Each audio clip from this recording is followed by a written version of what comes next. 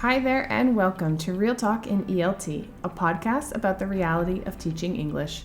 I'm your host, Kelly Pennington. Thank you for joining me today.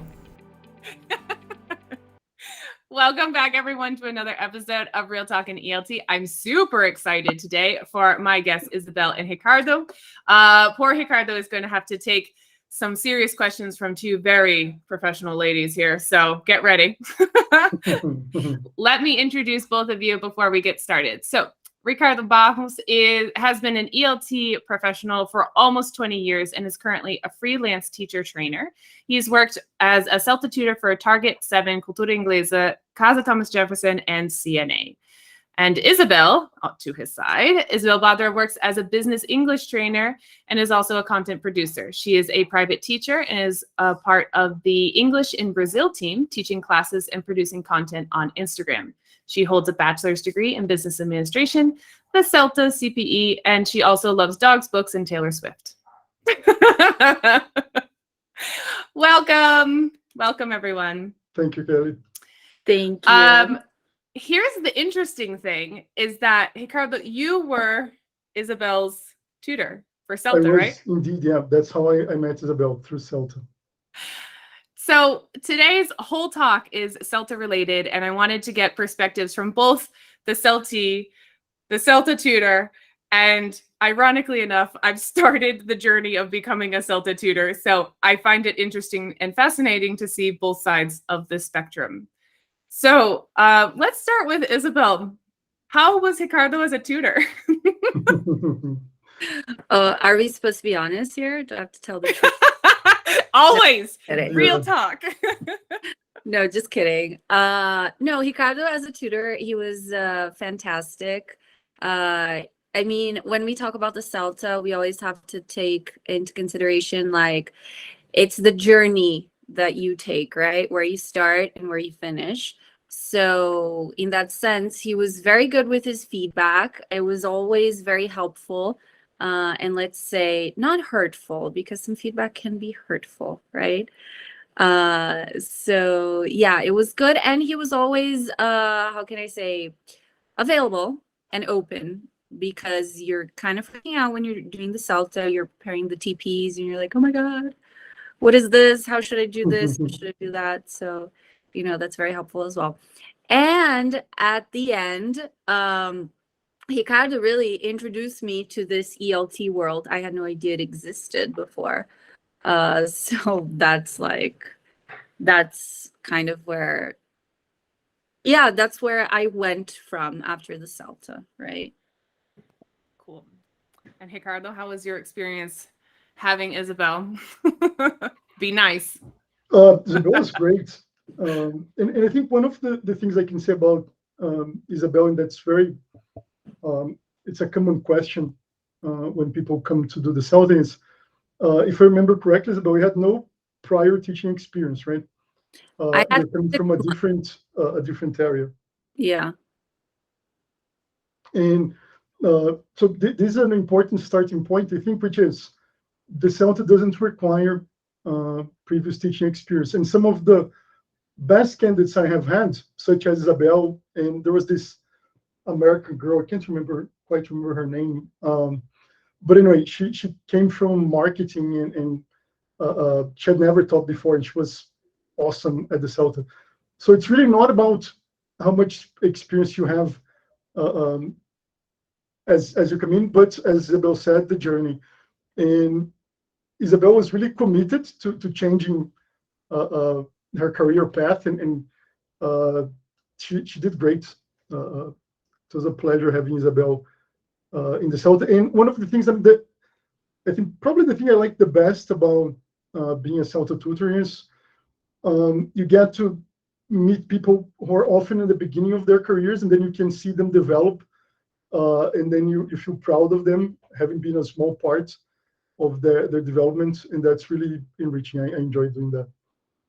Yeah, I think there is a big misconception, like, oh, how do I have to get ready for CELTA? I think one of the problems here in Brazil is that we take CELTA so late in careers in Brazil, because it is quite expensive when we do the exchange. And so typically you will have a lot of people that have some experience So our CELTAs that are run in Brazil are a little bit different because they have people usually have experience, but that's just because of the cost of it, not because of the program. So Exactly. Yeah. so feel free to jump into a CELTA if you have zero teaching experience. That doesn't disqualify you at all, right? Sure. Yeah. The CELTA was originally created so that people coming from other areas or maybe with no profession, right, people coming out of high school could have an initial teacher training and become English teachers.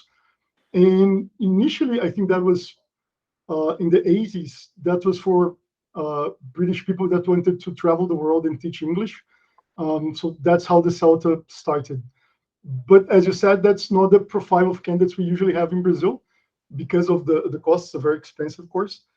So we tend to have people that have some sort of teaching experience, and sometimes people who are very experienced as well. So I would say maybe one candidate per course in Brazil on average will have no prior experience, but that's the exception of the rule here with our candidates. One thing that was surprising for me, and I want both of your perspectives on this, was that when I did my CELTA, so there was a couple people that were taking it with me that had extensive knowledge. I mean, they had been teaching for 15 plus years, and they had just finally gotten around to doing it. They had the time, the money, whatever. And they struggled much more than the people who didn't have experience because they had difficulties adapting to, let's put air quotes, the Cambridge way. So as a tutor, how do you deal with that? And Isabel, did you have any issues kind of moving into that model, I guess, because there's a lot of different ways of teaching, but this is, you know, the Cambridge recommendation. Do you want to go first, Isabel? Yeah, sure. So yeah, when I went into the CELTA, I had no idea what I was getting into. I had no idea what it was. I just saw it and as an opportunity to like, okay, I can, because I really enjoyed teaching, but I had no idea what I was doing. So I was like, okay, this is going to be a good opportunity to learn, you know. Just for you to have an idea, when I went into the CELTA, when we did the pronunciation input session, I didn't know what a schwa was. And I remember turning to my friend, Ju, and I was like, schwa, what the hell is a schwa? And she was like, oh yeah, schwa, blah, blah. So that was very interesting. But for me, I didn't have a hard time adapting because I didn't have any other prior model, you know, so it was my first experience with that. So, but I think all of the people in my class, let's say, they were all experienced, and I was the only one that wasn't. So yeah. So the thing about being experienced is there's the let's call it good kind of experience and the bad kind of experience. And if you have been doing things a certain way for a very long time, it may be difficult to break those habits and start seeing things from a different perspective. So there are a couple of ways of dealing with that. One is during the interview process, very often the tutors who are doing the course are the same ones who took part in the interview process. And when you get somebody who is very experienced, so once I did a course at Casa Thomas Jefferson in Brasília, and it was the first CELTA being done in Brasília ever. And lots of their own teachers wanted to do the course, but they only had, I think we had 18 spots for that course. And the way they prioritized was according to their experience, so how long they had been teaching at Casa Thomas Jefferson. So we got a really experienced group. And one of those teachers had been teaching for much longer than I had, right? So she was, in terms of years of practice, much more experienced than I was. So one of the first things I think of is during the interview, asking this person, but why do you want to do the CELTA? Do you realize this is an initial teacher training course? What are your expectations? Because this kind of teacher may be coming into the CELTA with one of two perspectives. One is oh, I'm very experienced. I'm going to this is going to be, piece of cake. I'm going to sail through the course and get a pass A, and I'm just paying to get my certificate at the end. And those kinds of candidates really struggle because they think they're not there to learn new things. They're just there to have proof that they are good teachers. But there are candidates who, despite their many years of experience, they just realize maybe they have been doing the same thing for too long. They need to refresh some things and certainly learn new things, because you get the experience from the tutors, but you also get the experience from your peers. And one of the very interesting things we see in the CELTA is when those very experienced teachers are open and they can learn from those who are just beginning or that have no experience, because they have a fresh look at things, and they come from different backgrounds, and they'll propose things that are different, and oh, I had never thought about it. So those candidates do well. But so we try to filter that during the interview process. And during the course, if they're not, let's say, willing to learn or open to listen to the tutors, they're just going to be knocking their heads against the wall. It's going to be a painful experience for them during the course, and sometimes for the tutors as well, trying to, encourage them to change, let's say. That's actually very interesting, because I am like fresh off of my first week doing my trainer and training. Like, I am such a newbie at this. And one of the things that the main course tutor said to the candidates was, listen, it doesn't matter where you start, it matters where you finish. You're being assessed as a portfolio. And so if you do something really wonderful in the beginning, the expectation is that you continue to grow and evolve. And so I think that's one of the things that people say, okay, I can just kind of check the box, pass. No, because they're actually looking for growth and development throughout the course. And if that stops for whatever reason, then, you have chances of not doing as well on the course, or possibly failing. Well, there's this running joke among CELTA tutors, which is whoever is the candidate that on the first day asks, how do I get a pass A? That's the candidate who never get a pass A under any circumstances, because that's not how the course works, right? There's no magic formula to get a pass A. As you said, the assessment is made throughout the course. There's a portfolio. Everything you do in the course counts, and you're supposed to keep getting better and keep listening to the tutors and etc. And if you on day one already worried about the grade, right? If you're here just for the grade, that's not a good sign for the course. And I had one more question that people were kind of submitting, and I know, Isabel, you have a bunch of questions also. How did the teaching practice and the 4 assessments, how was that experience for you? Oof. So the teaching practices, the preparing the lessons, it was very intense. I remember spending the whole week, whenever I had a free time from teaching, I would work on them, so I don't know if that's normal or not, like if I took too much time on them, but I really spent the whole week working on them up until like Friday, which was the day we had the TPs. So it was intense, but at the end of the day, it was such a big sense of accomplishment when I looked at that finished lesson plan, beautiful, like 8 pages. I was like, yes, I made it. But again, this part I think is essential in your development, because you actually have to put into practice, right, what you learn. So the fact that this is part of the CELTA, that's also why I recommend it to teachers who haven't taken it. It's like, do it, because whatever you do in your TP, it sticks with you, even though I haven't taught a group class since, if I had to teach one today, and it's been 5 years anyway. I Wow. guess 5 years. Yeah, I'm not sure. might be 5. like I know I'll be able to do it, you know, the way that I learned in the CELTA, because it's just kind of like it stays with you. And the assessments, they were fun as well, but it was a lot of work. Everything is a lot of work, but it's totally worth it. So. And then Ricardo, from your perspective, because this is one thing that the CELTs and candidates, they always say, what are they looking for? Like in the lesson plans and the assignments, like what are you looking for?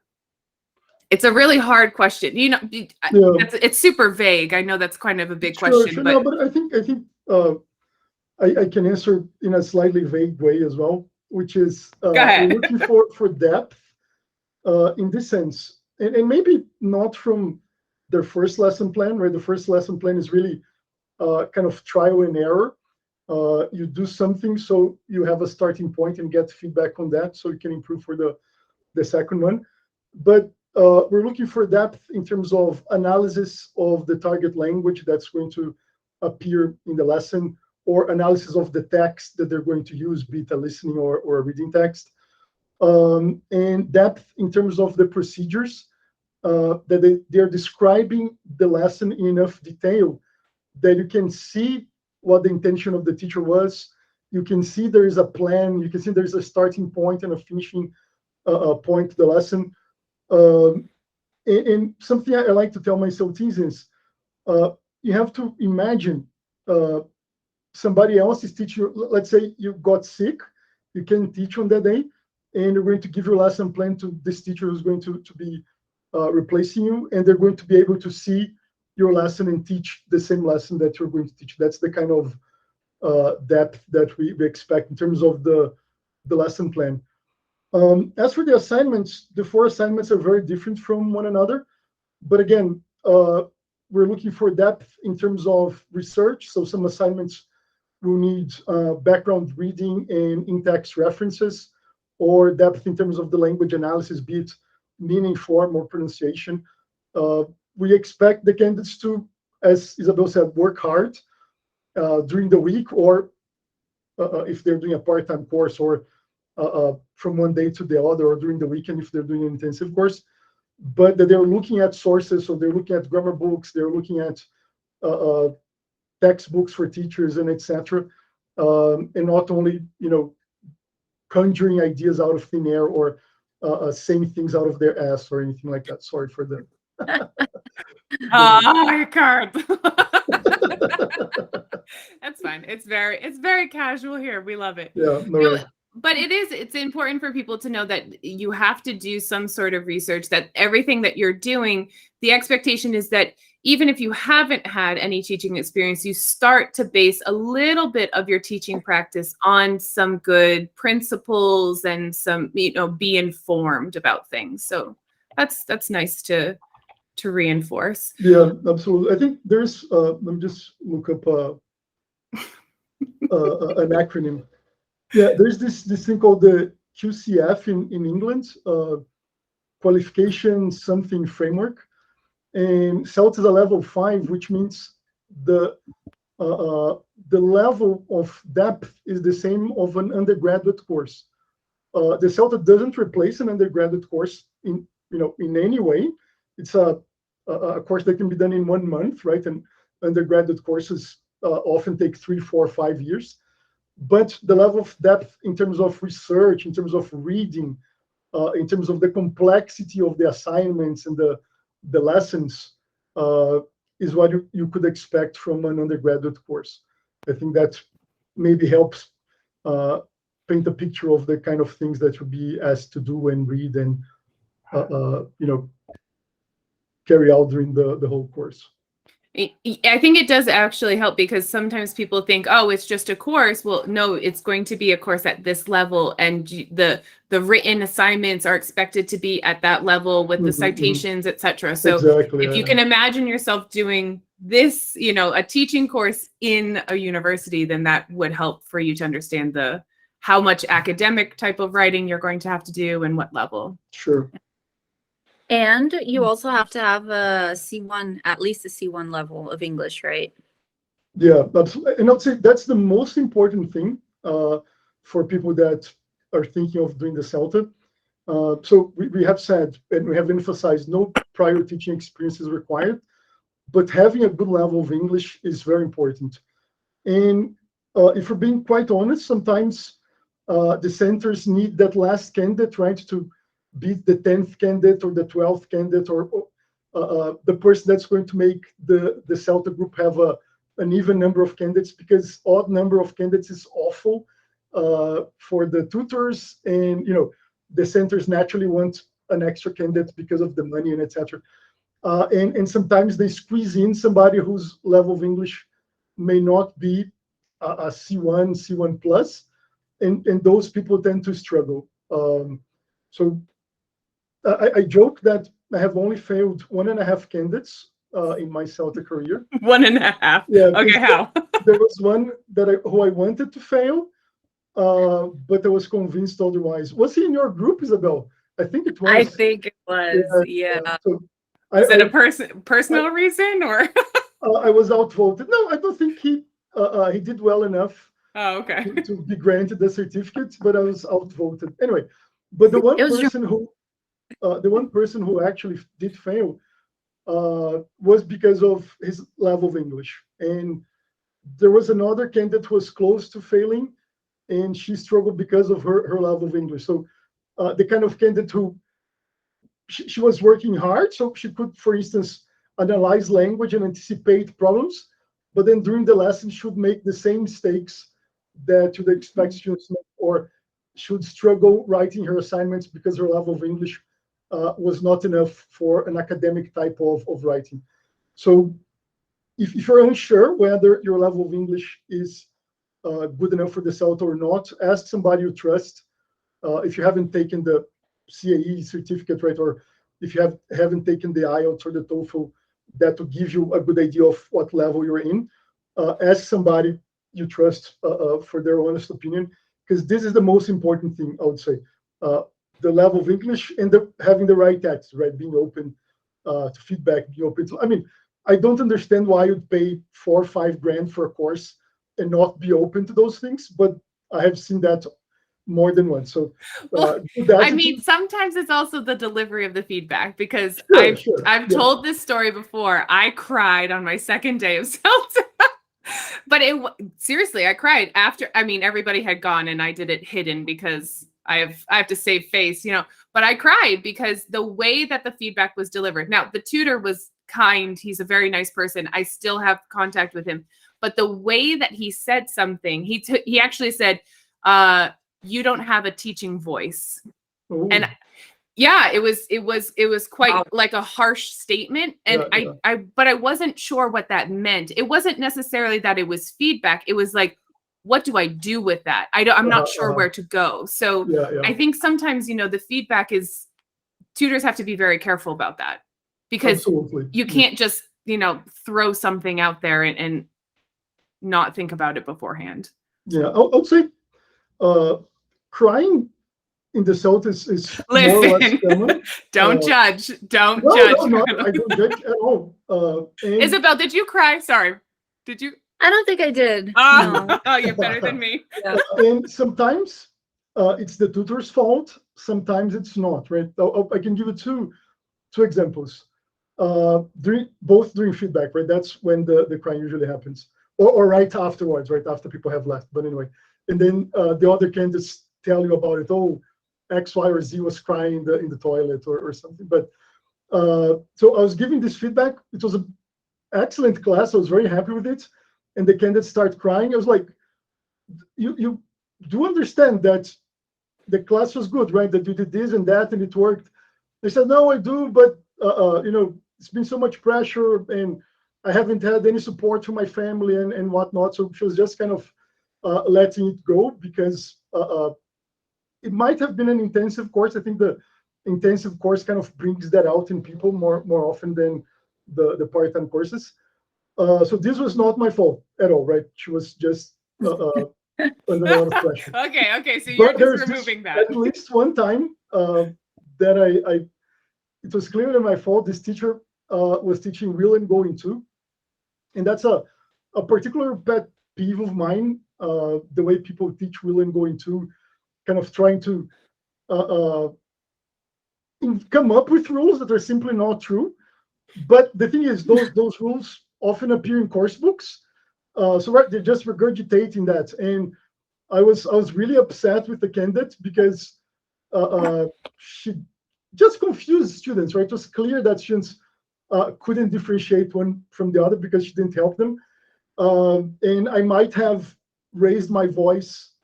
Yeah, and it was ugly. But I did apologize afterwards, and we're friends nowadays. So I think she has forgiven me. But Isabel said, I think Isabel got me on a good moment in the CELTA, because the pendulum, I think, when you become a CELTA tutor, you tend to be very harsh at the beginning, and then you might swing all the way around it and kind of think, oh, anything goes, because this is an initial teacher training course, and finding the balance. I think that's, it took me a couple of years, I think, to finding a good spot in terms of my feedback and my expectations and etc. Mm-hmm. Yeah. And also, one thing about feedback that is, we also have the peer-to-peer feedback, right? Which I really enjoyed. Yeah. During the feedback sessions, taking and giving. Sure. Yeah. Actually, I found some of my peers were more critical than the tutor. Totally. Sometimes they are, yeah. And then I would say the tutor has to manage that, because right. It can sometimes be unfair criticism, right? Or criticism that's not constructive, and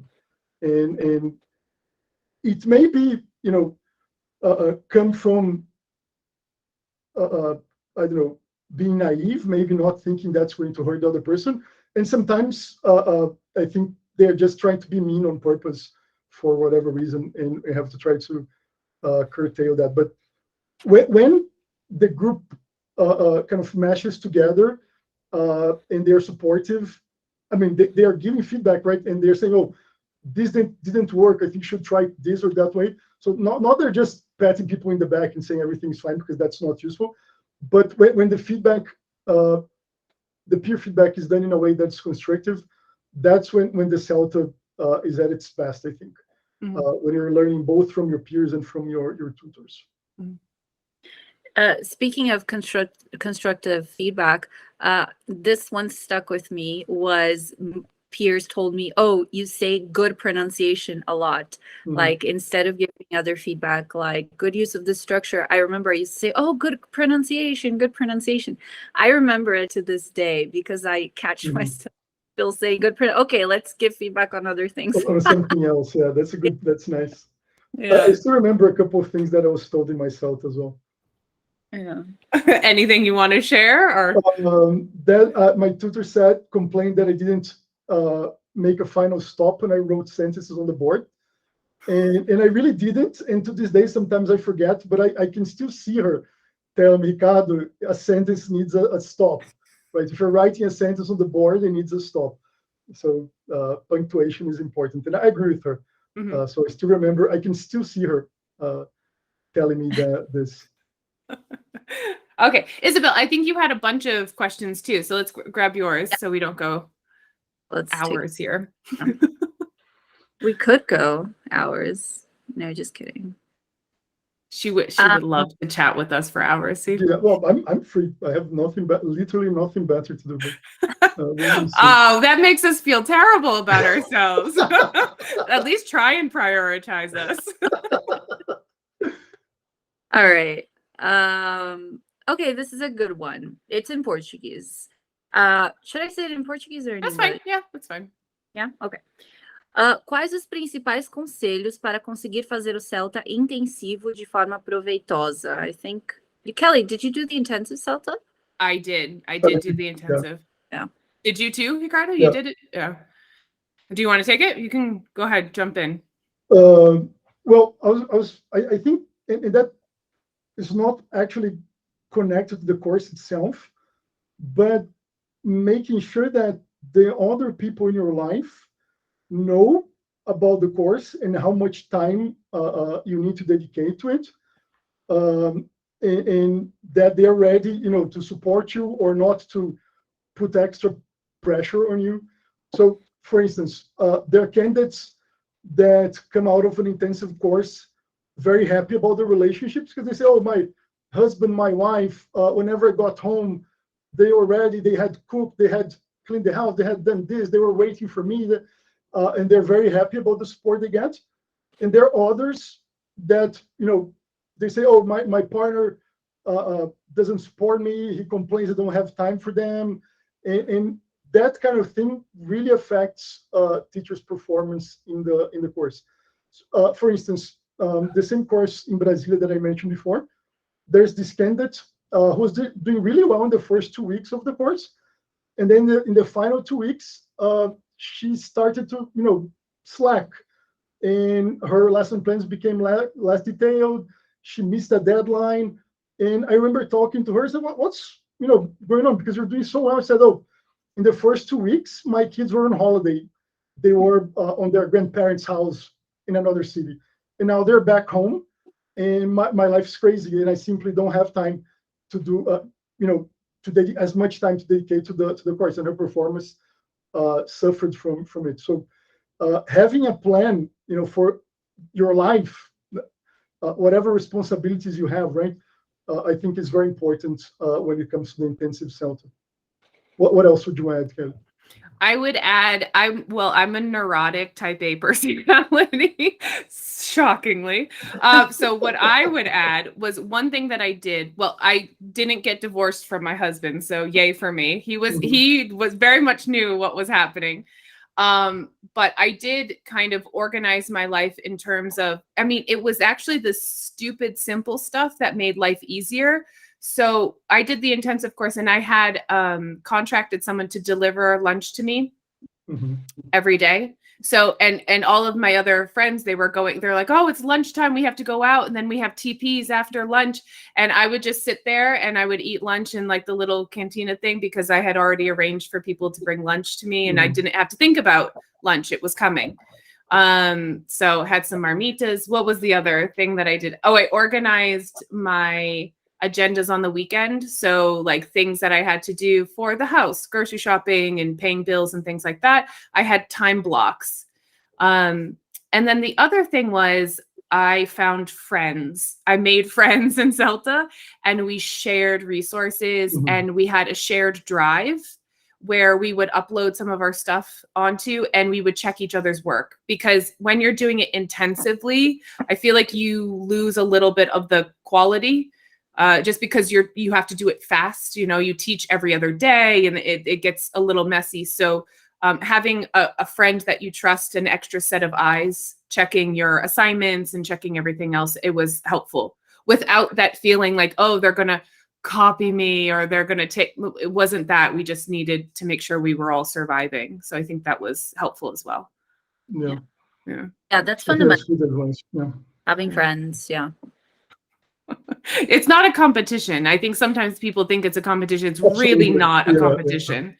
Yeah. So this to this point, there are statistics in Cambridge's website that will tell you how many people get a Pass A or Pass B or a Pass, not only for CELTA, but any other certificate they offer, the proficiency, the advanced, the Delta, etc. And on average, let's say, I think 12 to 15% of candidates worldwide get a Pass A. But that's not the Hunger Games, right? So that would be on a 12-candidate course, one person will get a Pass A. But that's not something that's set in stone, right? So if one candidate's getting a Pass A, nobody else can. So in the CELTA, the rising tide does lift all boats. And when candidates, as we talked about feedback, but when candidates help each other, be it sharing resources, giving advice, sometimes really lending a shoulder for somebody to cry on, metaphorically or literally, that really helps. And I think that one of the advantages of doing the intensive course is that the bonds forged on an intensive CELTA course are very strong, because it's so much pressure, right? It's so little sleeping that great friendships tend to come out of the intensive CELTAs. If I could, I'll just do intensive CELTAs every month. I would happily live doing intensive CELTAs year round. My If God. anybody wants to hire a freelance Yeah, I mean, can we do like a promotion for you of right course, yeah, but that's not feasible in Brazil, right, because of the number of candidates and the pricing, etc. I think there are only a couple of places where they do intensive CELTAs every month. In England, for sure, in Turkey. In Argentina, they do it, but they do it basically at a loss. I'm not sure how they support that. So anyway, but it's very fun for the teacher, for the tutor, I think. And it's a bonding experience for the candidates, if nothing else. Nice. Okay. What else do you have, Isabel? All right, this one I think is also a good one. CELTA e inglês na Europa. Quais são as possibilidades de carreira? É viável ser prof em Portugal? It sure is. I know at least 2 CELTs that work as English teachers in Portugal. And over the years, so at the end of the CELTA, there's this, we often do a career continuous development CPD kind of session. And one of the things that CELTs often ask about is working abroad. So over the years, I have collected pictures of CELTs that have gone on to work abroad. And I have pictures of CELTs in Australia, in Asia, in the Caribbean, all over Europe. So the CELTA really does open doors. I would say the only place where that's unlikely to help is the US, not because of the CELTA itself, but because of visa issues. So unless you have an American passport or an European Or passport. you guys want to get married? Sure, I'm accepting offers. yeah. No, I'm just kidding. So otherwise, everywhere else in the world, you can get a job using the CELTA. And a good example of mine is my ex-wife. She did the CELTA in England, and then she worked as an English teacher in England. Right. So if you can work in England, or another CELTA who's in Australia, you can work everywhere else, right? Why wouldn't they hire you? Yeah. And there's a lot of places now that are I know International House, there's TEFL Online, there's things, not only if you want to travel, but even if you want just to get experience, because I would actually like to go beyond some of the places that I typically teach, Europe and South America. Like I would like to start teaching people in Asia and things like that. There's online as well. So not only do you have the opportunity of possibly traveling there, but virtually traveling as well to meet people from different cultures to see if it's something you're interested in. Yeah, and the good international schools such as International House or the British Council, they'll only hire teachers that have the CELTA or equivalent certificates, right? The Trinity certificate and etc. So if you're looking for international jobs, the CELTA or an equivalent certificate is a must. Yeah. Anything else, Isabel? Let's do this one, which would be like the next steps after the CELTA. So this person... Can I just mention something, because we were talking about Europe? A question that before we move on to after CELTA, a question that I get a lot, especially before the pandemic, nowadays maybe not as much, is what about doing the CELTA abroad versus doing the CELTA in Brazil? And in the olden days, the price for people that needed to come to São Paulo to do the CELTA, the price of going abroad, either to Argentina or sometimes even to Europe, wasn't that different, and people really had this question very often. And so nowadays, the first thing to consider is the price, right? The economy and the price of the dollar and the euro is crazy. But price notwithstanding, I would say that the biggest difference of doing the CELTA abroad is you're going to have international students. So if you go to England to do the CELTA, right, or any other European country, you're going to have students of all sorts of nationalities. There's certainly going to be a Brazilian, because there are Brazilians everywhere. But you're going to have Asian students and Eastern European students and etc. And if this is the kind of experience that you'd like to have, I think that's a big advantage of doing the CELTA abroad. Other advantage is, networking. So the CELTA is very good for networking, as Isabel mentioned at the very beginning. The CELTA opened doors for her to start exploring the world of ELT in Brazil. And if you want to work in England or somewhere else, doing the CELTA in that country and start networking with the teachers that are there, with your tutors, right, doing a good job of at the CELTA, such as what my wife did, and then being hired by the school where she did the CELTA. So that kind of international networking is an advantage. On the other hand, if you're based in Brazil and you're not looking to move abroad, if you only teach Brazilian students, I don't see much point in spending more money to teach international students, which is an experience that's not going to be very useful to your day-to-day teaching. And then you're losing the opportunities of doing networking in Brazil. So those are the big things to consider, I would say, when choosing between doing the CELTA in Brazil or doing the CELTA abroad.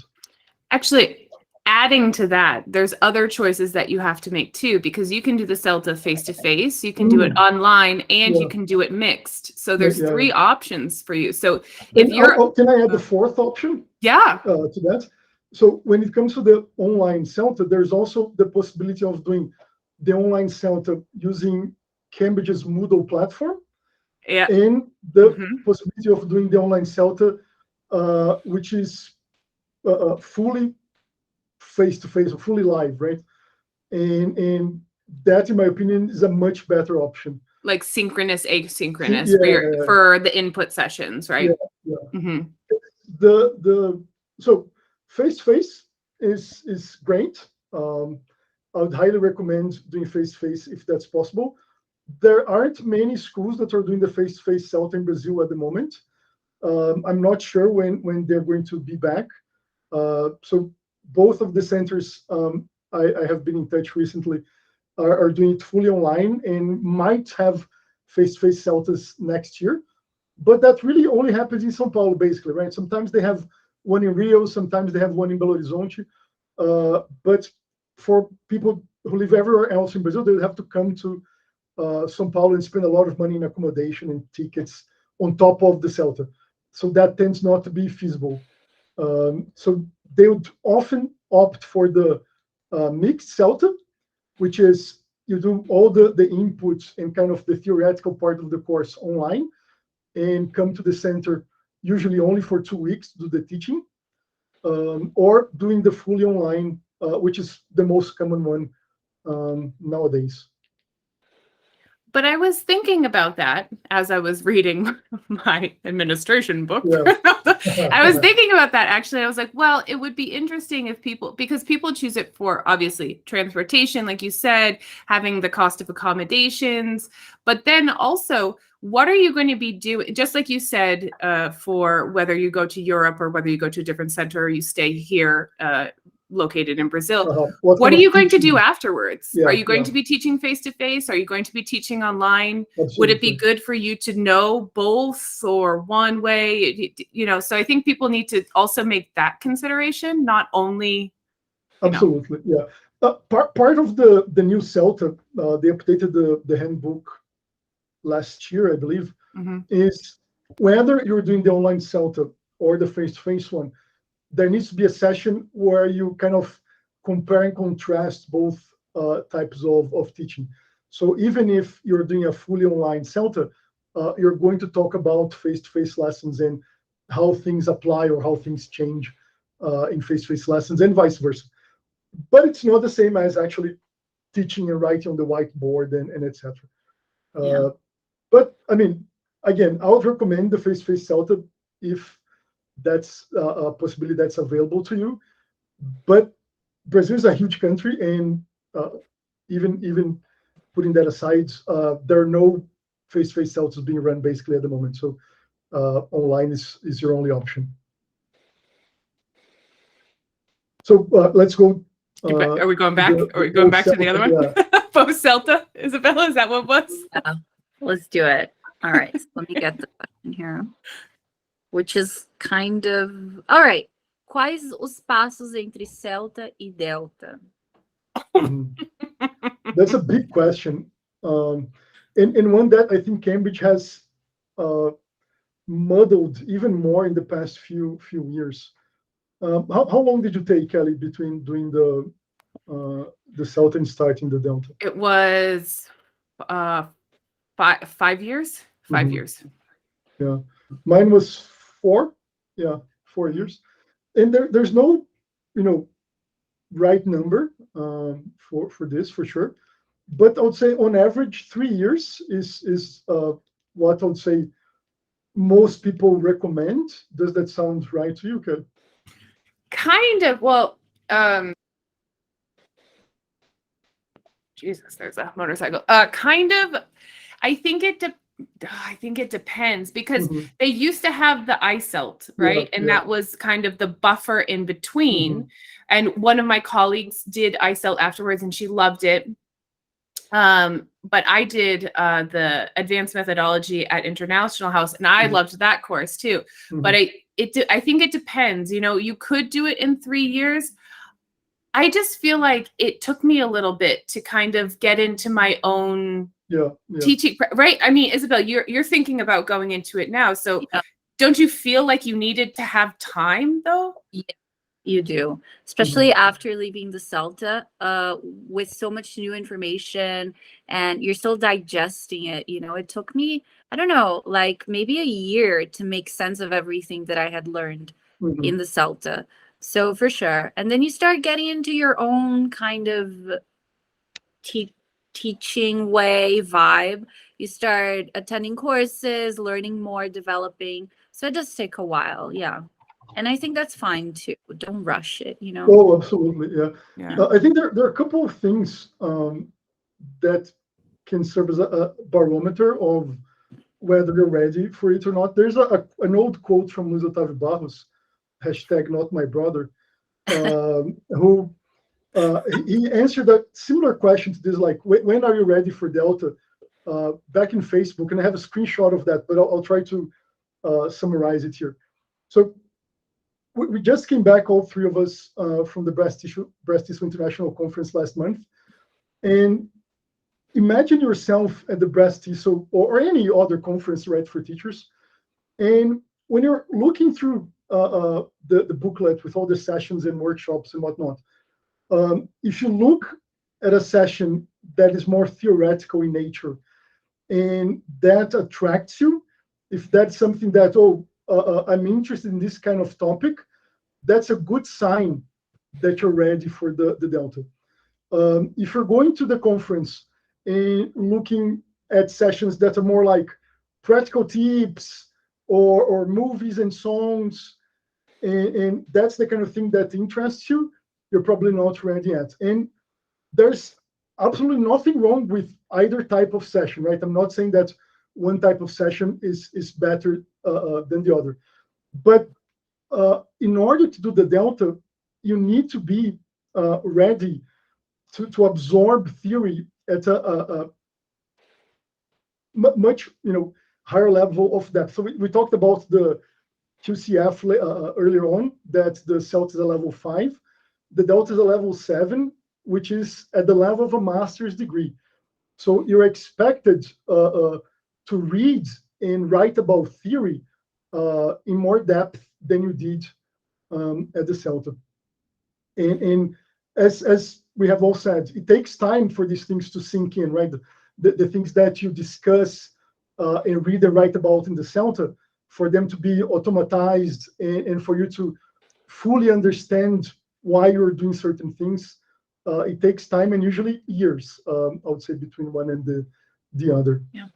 I'm like freshly off the Delta. I'm a just newborn Delty. But I honestly feel like I also needed to have a very strong sense of who I was as a teacher to be able to to be able to go post CELTA and say, okay, I'm going to get into the Delta, because not only are you investigating theory and things like that and reading, you have to justify some of the things that you're doing.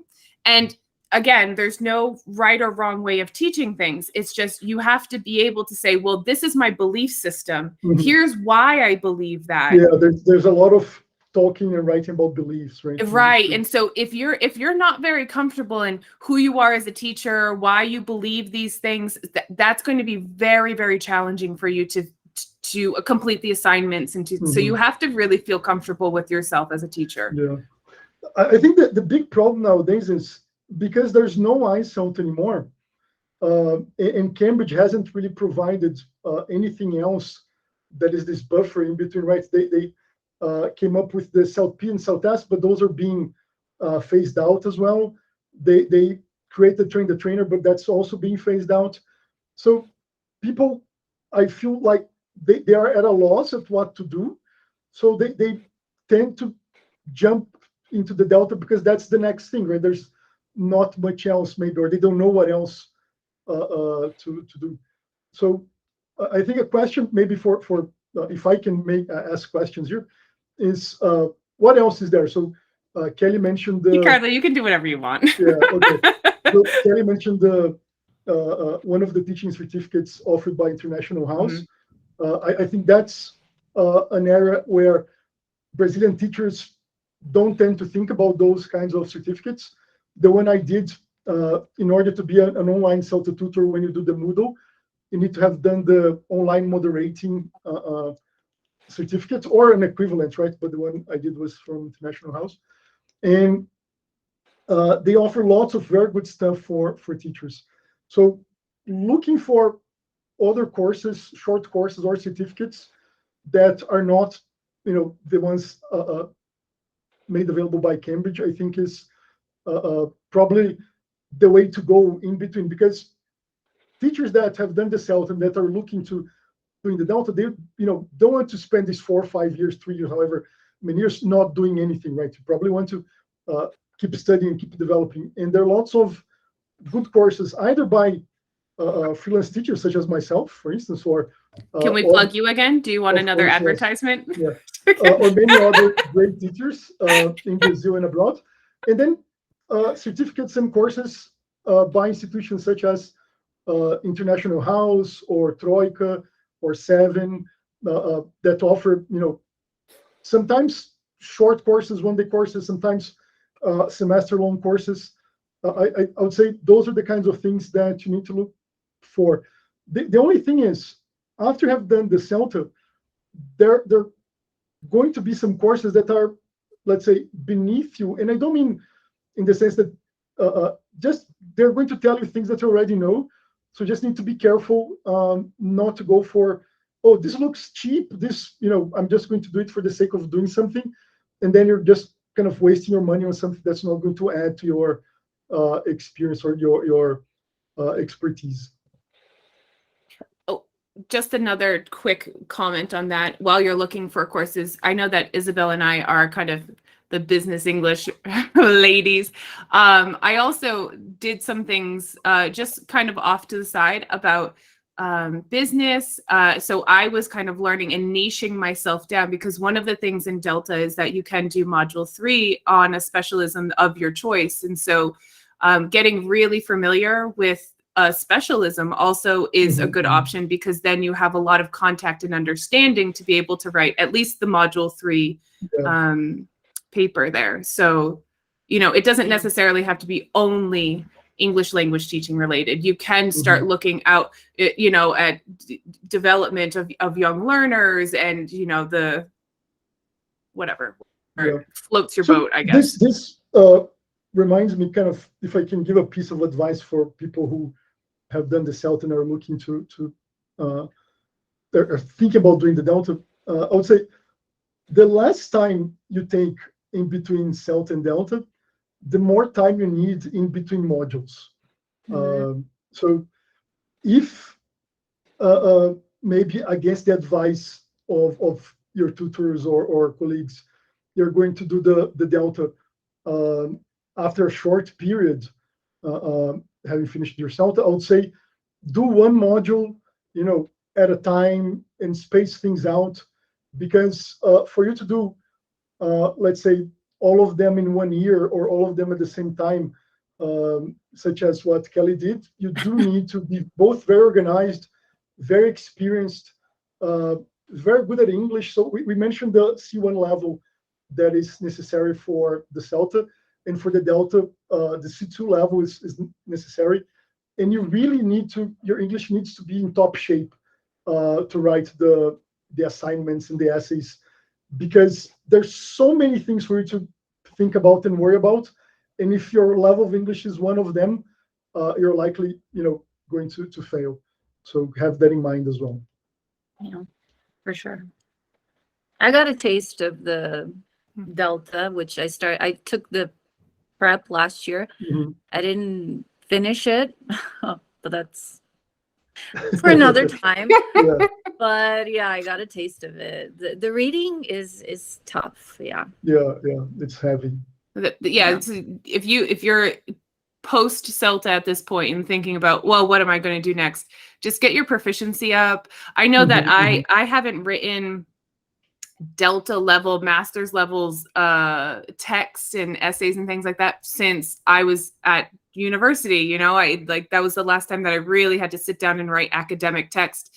And a couple people were like, well, you're a native. I'm like, no, it doesn't work like that. Like, I had to brush up on my skills. I was like, oh God, I have to do all the referencing. So it's not something that is just, normal for people to do. It's heavy academic English, right? Yeah. So proper master's level referencing, and because you can get away with semi-academic writing in the CELTA, but not at the Delta. Okay. Any last tips? Well, I know this comes up a lot. Ricardo's touched on it a bit, but how to prepare for the CELTA. If you really want to prepare, take a look at the reading list and try to read 1-2 books. I think that would help. Mm-hmm. Yeah. So any of the kind of very general textbooks for teachers, such as Learning teaching. Yeah, Learning Teaching by Scrivener, How to Teach English by Harmer, A Course in English Language Teaching by Penny Ur. So get one of these basic books, and reading it is good preparation in terms of both methodology and the kind of lingo that is used in the CELTA. But don't pay for a prep course. That's what I'll say. Oh, also, Ricardo has a video on that. That's not necessary, yes, because I got this email and it shocked me. I mean, they're just trying to scam people out of their money. So no prep course required for the CELTA. But certainly, if you feel more comfortable reading beforehand, absolutely. Oh, for sure, yeah, for sure. But a prep course is not necessary, and it doesn't necessarily guarantee that you're going to pass either. Not at all. Yeah, for sure. Being assessed on your portfolio. I would say also, if you do decide to read prior and you jump into that course, do things that make you uncomfortable. Because the feedback that you get when you teach, for example, I don't like pronunciation. Surprisingly, it's not my thing. I'm not really into it. And every time I was like, nope, I have to do a pronunciation thing, because you'll get better feedback and then you'll just feel more comfortable, especially if you're thinking of moving on to things like Delta or a master's or teacher training, whatever you plan on doing. So kind of lean into your weaknesses. Absolutely. Yeah. And if I can add one last thing. Absolutely. You certainly don't need to have done the CELTA or the Delta to be a good teacher. Nope. I think this is sometimes the Cambridge pressure of, oh, you can only be good, you have done all the Cambridge certificates and etc. And that's certainly not the case. But on the other hand, most people become better at teaching if they do these courses. So even for more experienced teachers in Brazil, there are lots of things to learn, other things to refresh. And many teachers describe the CELTAs a turning point in their careers, right? So a big moment where, oh, I realized why I was doing certain things that worked, and now I have more confidence in doing those, and I was able to change a couple of things that weren't working as well. So it tends to have a big effect, a big practical effect on your teaching. It's a very practical course. even though we're talking about reading and theory and etc., it is a very practical course in nature that has a direct effect on your day-to-day teaching. Yeah, for sure. Well, I think that's it for us. I All mean, right. thank you guys so much for hanging out with me and talking about this. I know it's, a Friday afternoon, but I loved hanging out with you guys. And anytime you want to come back and talk about Ricardo and your wonderful professional development and language development for teacher courses, and Isabel and her amazing stuff going on in business English and content, you're super, super welcome to come back. Thank you And very then much. and then, of course, I'm going to put all of the links and everything for your social media profiles. But do you prefer people contacting you on Instagram, or how do you like to be contacted? Yeah, sure. Yeah. My Instagram has my email and my WhatsApp as well, so Instagram is fine. Okay, awesome. Instagram works. Instagram works. Okay, so find them on Instagram, and thank you guys so, so much.